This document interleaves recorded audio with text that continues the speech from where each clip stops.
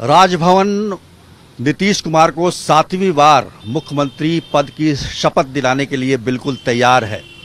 राज्यपाल फागू चौहान मुख्यमंत्री पद की शपथ दिलाएंगे और साथ में उनके मंत्रिमंडल के कई सदस्यों के माना जा रहा है कि 14 मंत्री आज शपथ ले सकते हैं।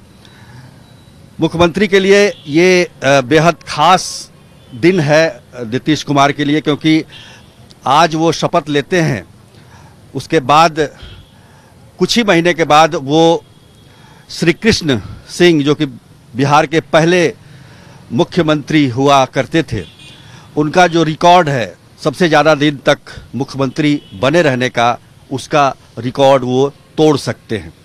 तो एक तरीके से 7-8 महीने के बाद नीतीश कुमार बिहार के सबसे ज़्यादा दिन तक मुख्यमंत्री रहने का रिकॉर्ड बना सकते हैं।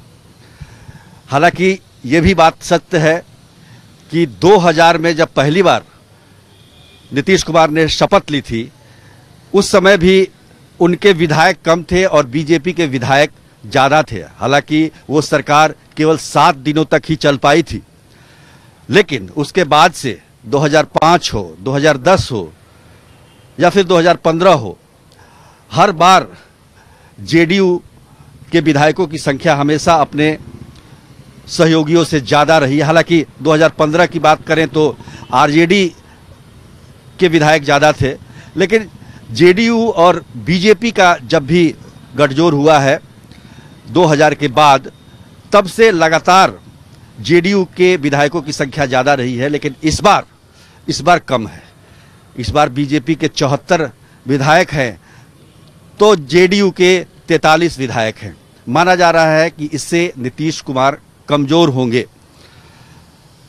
पर हमें यह भी देखना होगा कि जिस प्रकार बीजेपी के नेतृत्व की तरफ से उप मुख्यमंत्री पद को लेकर सुशील मोदी की छुट्टी हो गई, उससे ये जरूर लगता है कि बीजेपी इस बार ज़्यादा हावी होने की कोशिश करेगी। आमतौर पर जो सरकार चलती रही है जेडीयू और बीजेपी की, उसमें नीतीश कुमार की चलती थी। लेकिन अगर सुशील मोदी को उप मुख्यमंत्री का पद नहीं दिया गया तो कहीं ना कहीं इसमें नीतीश कुमार की नहीं चली होगी, क्योंकि उनकी पहली पसंद सुशील मोदी होते। और जिस तरह का मैंडेट आया है, 125 सीट पर एनडीए है, विपक्ष जो महागठबंधन है वो भी बहुत ज़्यादा दूर नहीं है, 110 पे है। इन परिस्थितियों में माना जा रहा था कि सुशील कुमार मोदी बेहतर सहयोगी साबित होते नीतीश कुमार के लिए, लेकिन बीजेपी के केंद्रीय नेतृत्व ने इसको नहीं माना है और विधानमंडल का नेता तारकिशोर प्रसाद को बना दिया। तो ऐसे में ये माना जा रहा है कि बीजेपी का जो रुख है वो अपने पार्टी को और मजबूत करने के लिए, खासतौर पर 2024 का लोकसभा चुनाव हो या 2025 का विधानसभा चुनाव हो, उसको ध्यान में रखते हुए ये प्रयोग कर रही है। हालांकि ये किसी के गले नहीं उतर रहा है, बावजूद इसके लोग ये मान के चल रहे हैं कि चूंकि नीतीश कुमार की पकड़ अति पिछड़ा पर ज़्यादा है, वोटरों पर ज़्यादा रहा है और उनका एक वोट बैंक भी है, तो तारकिशोर प्रसाद जो कि वैश्य हैं और रेणु देवी जो उप नेता बनाई गई हैं, वो अति पिछड़ा के नूनिया जाति से आती है।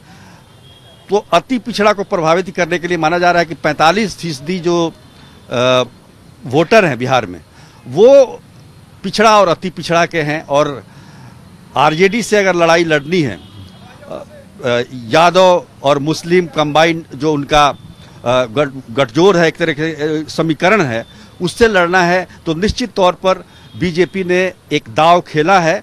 हालांकि अभी भी बहुत कुछ संभावनाएं बाकी है और हो सकता है कुछ इसमें उप मुख्यमंत्री पद को लेकर कुछ नया परिवर्तन भी हो, लेकिन कुल मिलाकर देखा जाए तो नीतीश कुमार मुख्यमंत्री पद का शपथ ले रहे हैं 7वीं बार, और निश्चित रूप से ये उनके लिए एक कड़ी चुनौती, ये टेन्योर काफ़ी उनके लिए महत्वपूर्ण रखता है, क्योंकि उन्होंने ही कहा है कि अंत भला तो सब भला। माना जा रहा है कि इस मुख्यमंत्री काल में, इस शासन में नीतीश कुमार वो सारी जो शिकायतें थी लोगों की, उसको दूर करने की कोशिश करेंगे और एक बेहतर प्रशासक के रूप में सामने आएंगे और एक रिकॉर्ड भी तोड़ेंगे। कैमरामैन दीपक कुमार के साथ सुजीत कुमार झा, पटना।